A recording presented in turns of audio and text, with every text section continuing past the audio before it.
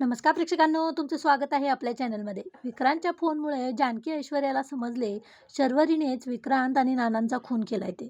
सगळे झोपल्यानंतर ऐश्वर्या, जानकी आणि अवंतिका फोनमधला डेटा चेक करायचं ठरवतात. फोन अनलॉक होत नाही तर त्या आता शर्वरीच्या फेसने अनलॉक होतो का म्हणून चेक करायला जातात. शर्वरी झोपलेली असते तर झोपेतच तिचे डोळे उघडे करतात आणि फोन समोर धरतात. तर फोन लगेचच अनलॉक होतो.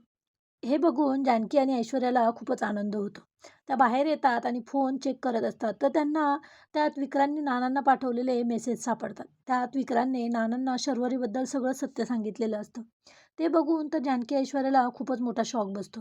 आता त्यांना खात्रीच पटते की कुठेतरी तर पाणी मुरते. जानकी म्हणते, विक्रांत भाऊजींनी नानांना एवढं सगळं सांगितलंय तर ते नानांचा खून करणं शक्यच नाहीये. म्हणजे नक्कीच शर्वरीनेच हे सगळं केलं असणार आणि याचा शोध आपण लावूच. शर्वरीला शिक्षा झालीच पाहिजे. आता जानकी, ऐश्वर्या आणि अवंतिका खरंच शर्वरीवरचे आरोप सिद्ध करू शकतील का? हे खरंच बघण्यासारखं असेल. तर असेच व्हिडिओ बघण्यासाठी प्लीज आपल्या व्हिडिओला लाईक करा आणि चॅनलला सबस्क्राईब करा.